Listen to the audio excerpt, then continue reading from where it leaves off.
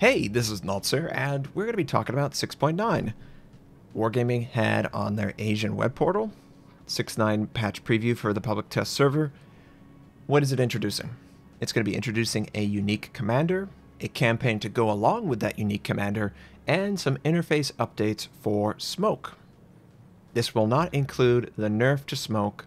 That might make some of you happy, sad, I'm indifferent. I felt like smoke needs a change, but not that one.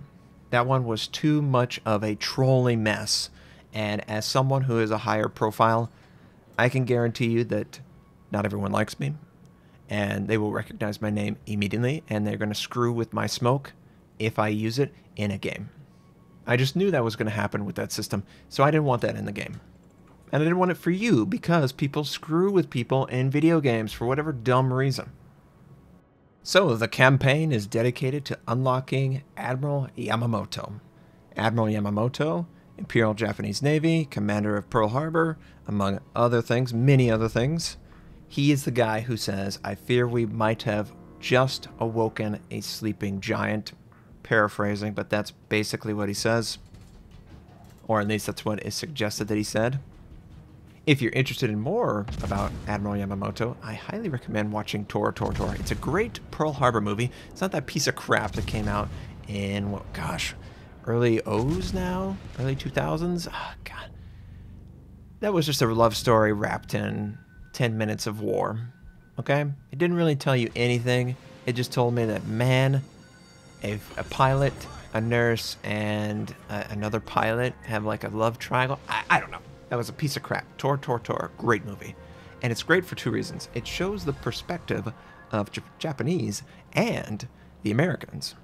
They actually had dedicated film crews for both. I love that. That's what Transformers should have been. It's not good versus evil. It's different point of view. That's what history and interesting stories entail. And I love seeing the Japanese point of view for Pearl Harbor. Obviously, it's interesting hearing from the Americans' point of view. Even though I'm an American, I just, it's cool. It's a great movie, Tor. So, campaign, it's going to be, it's going to be a campaign like any other. You've got 5 or 6 missions with tasks that you can choose. The tasks will entail damage, fire, capturing, all the variety that you would expect: aircraft carrier, destroyer, battleship, cruiser missions. The ultimate prize is a unique Japanese commander, Admiral Yamamoto. Now, what is so unique about this commander? Well, Wargaming wants to do some unique traits that are attached to unique commanders. And Admiral Yamamoto, I believe, is the first official commander that falls under this. Steven Seagal is another light version of unique. Jack Dunkirk is also another light version of this. And the idea is, quite simply, you will play this commander and they will give you a couple unique things that you could enhance or define your playstyle around. Steven Seagal, for instance, has faster gun traverse, and it also allows you to change out the ammo at a better rate for the reload, so that special reload that no one uses, instead of 50% off of your next reload, if you never fire your gun, you get 75%. And this ultimately ends up being very useful for cruisers. I'm sure Wargaming was like, yeah, let's make this for cruisers. No, they didn't want that. So, Admiral Yamamoto, he will get access to at least 2 traits. And these traits are completely separate from the game. You will still distribute your points in the normal tech tree that we're all familiar with. On top of that, Admiral Yamamoto will have 2 traits that will come online. So, the first one, Concealed Reserves. Earning First Blood will allow you to gain 1 charge for every consumable equipped on the ship. So if you had this in a destroyer, you would get speed boost, you would get a smoke charge, you might get a hydro if you're German. Obviously you wouldn't have that for Japanese, but every single consumable that has charges that is equipped on the ship would immediately gain 1 extra charge by earning First Blood. That seems pretty cool, right? Yeah, it does. But it also is exploitable, hold your fire until the clear first blood is gonna die. I'm helping the team by getting more charges. Well, we're gonna get more of the same, apparently. There is another trait called Second Wind, and this is going to be activated when the player earns Kraken Unleashed. Yes, you have to get 5 kills to have this trait activated, but when you do, you will reload your main battery faster, your torpedoes will reload faster, your squadrons will prepare faster. You will also gain a huge amount of your ship's normal hit points, and those will be restored over 120 seconds. This is an extremely powerful talent when it turns on. So, I don't know about this one, Wargaming. This one seems very exploitable. And why do I think it's exploitable? Well, back in the day, back when I was a young sea dog in World of Warships, the missions used to really revolve around kills, get kills. Get 5, 10, 15 kills. Okay, that's not a big deal, but you know what? It's really easy to snipe kills in this game. People have a lot of health, the reload time takes a while, and what ends up happening with something that encourages you to get kills is those people will just sit on their guns and wait. And wait, and wait, until you've gotten the target to about 10%, 15%, 20%, and then they will fire and try and steal the kill. If I get something as powerful as 34% faster main battery, 16% torpedo reload, squadron reload, 48% more health of my ship, and all I have to do is get Kraken Unleashed for this, then I'm going to do everything in my power to make sure every single game with this commander involves me going for Kraken Unleashed. And that's an unhealthy way to play the game.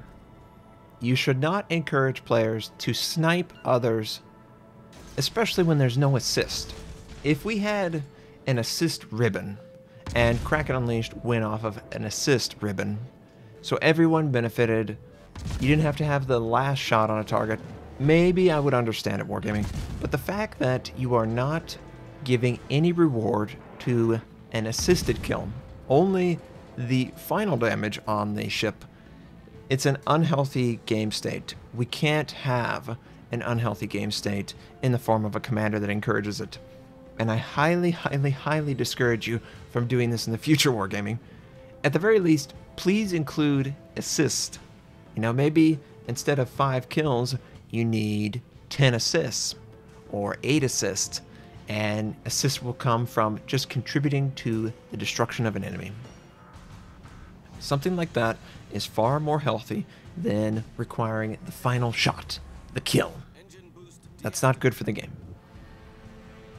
But as far as a commander that has unique traits that come online, I guess it's okay.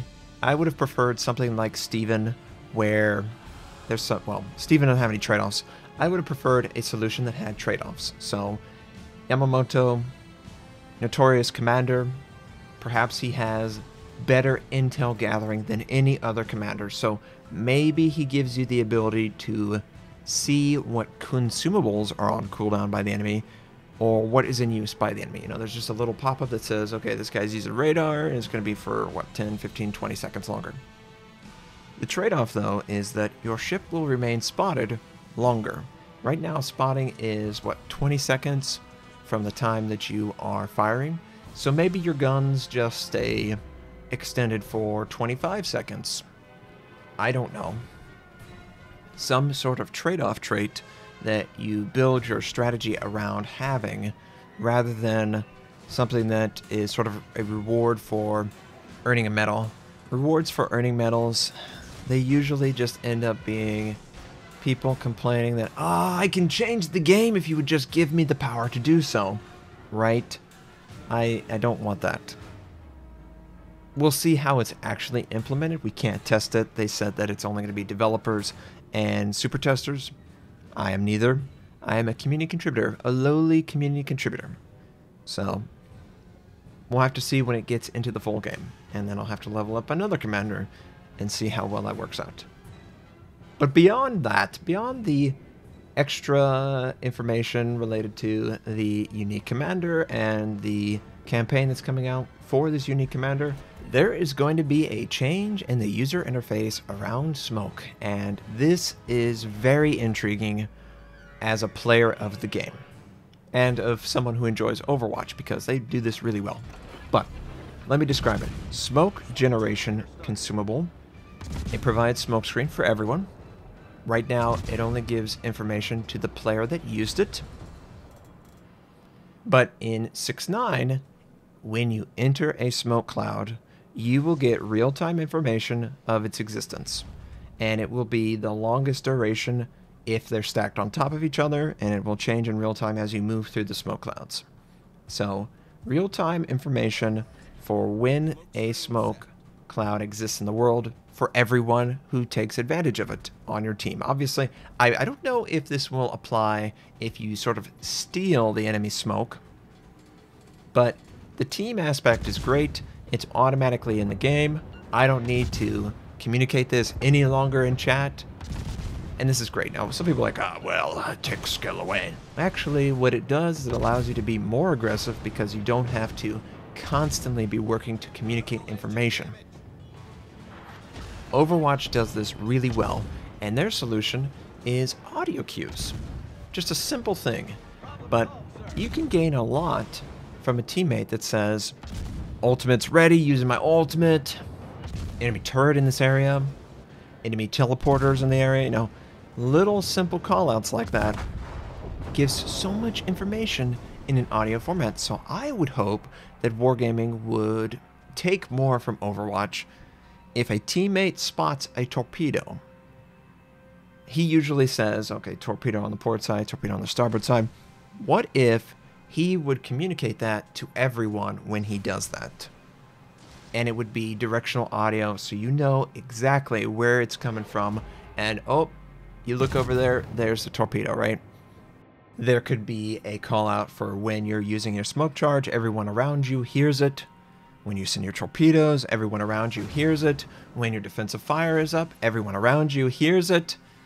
Wouldn't it be such a better world if there were more audio cues that informed your teammates immediately around you, similar to Overwatch? I just think if you're a multiplayer game and you're not actively looking to add this style of gameplay into your game, you're really missing the point.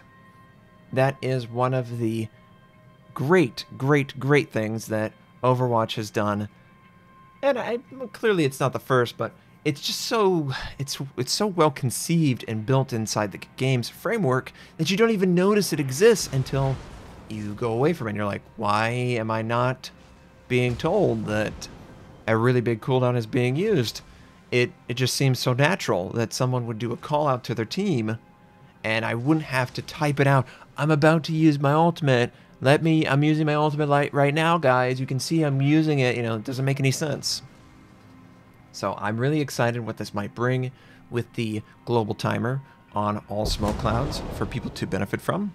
I hope that it means we're going to get more information for all consumables, and we could see how far that goes, right? But Wargaming, please do more of this. More automatic communication to your teammate so I can focus on fighting and pushing and taking advantage of that team play that is so prevalent, but you would never know. Everyone's just so quiet and you're just sailing around, people using things whenever they want.